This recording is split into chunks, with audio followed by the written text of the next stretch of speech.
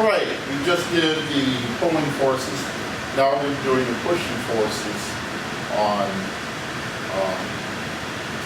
crates, objects, whatever. It's basically the same. So we could have called this pulling forces part 2, except instead of dragging along now, we're going to attach like a bar or something like to a lawnmower and push down and forward. So instead of decreasing force on the normal force like we were talking about, now we're going to be adding to it. Otherwise, it's pretty much the same. Plus, we're going to add one more detail we did not talk about in the previous one that we could have, but I wanted to put on this one just to keep from overloading on the first one. So if you're pushing a lawnmower sits low, close to the ground, and because of that, we got this bar up there that helps you move it along. And so when you push on the bar, like I said, it forces more onto the vertical aspect of the forces.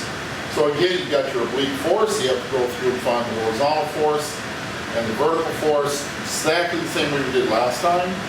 And then we find the normal force by taking the vertical and the weight, and then we're going to add them instead of subtract them.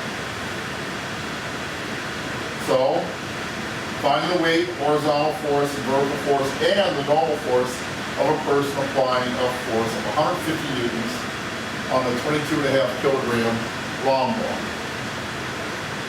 150 newtons per kilogram.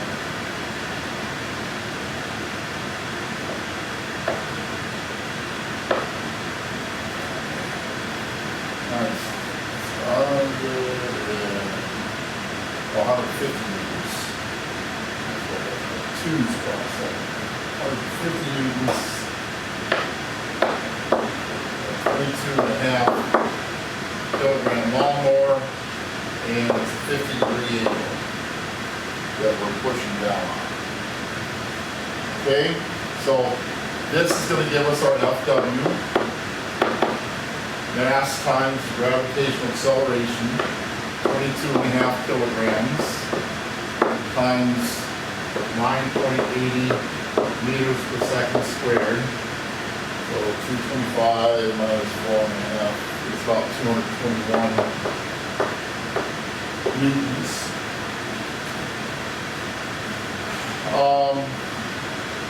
And so the lawnmower then is being pushed forward at 150 newtons downward.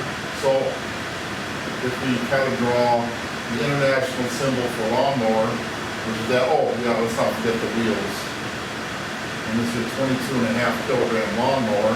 And now the force is going in that direction, which is 50 degrees with ground. So we go with our FV here and our FH here. This FV is the applied force, FA, is 150 newtons. So 150 newtons. And this is the opposite, so that will be the sine of 50 degrees for this. And FH along here is 150 newtons times the cosine of 50 degrees. So we'll go check that out. And that means the horizontal force is 86 newtons.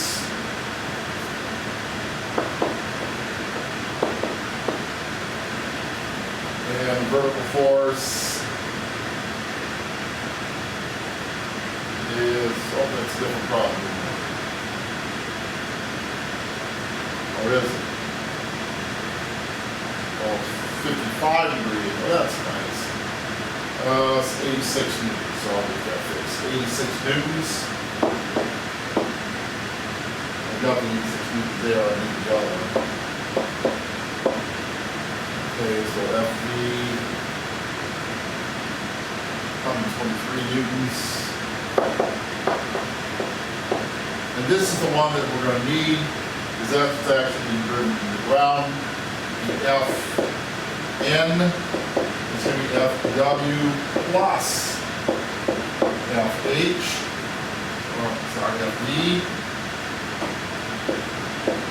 So the FW is 221 newtons plus the FV is 123 newtons, and this is 344 newtons. Okay? So, that's the biggest difference between pushing and pulling. Next,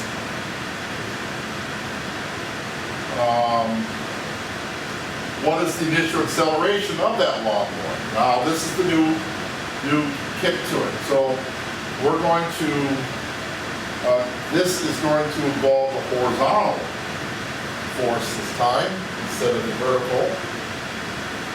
So we said the horizontal force is 86.0 newtons. Now, that is going to equal to the force which we're pushing that thing forward. It's like a projectile motion that's not going in the air, staying on the ground, but because this is a constant push forward, then we're simply going to take the 86 newtons in F equals MA. The F is 86 newtons. And the mass then is the mass of the lawnmower, 22.5 kilograms. And then we solve for A.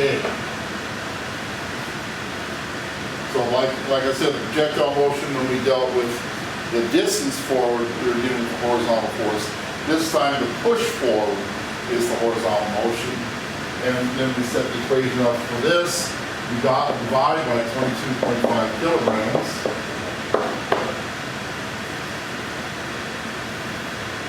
And we get an answer of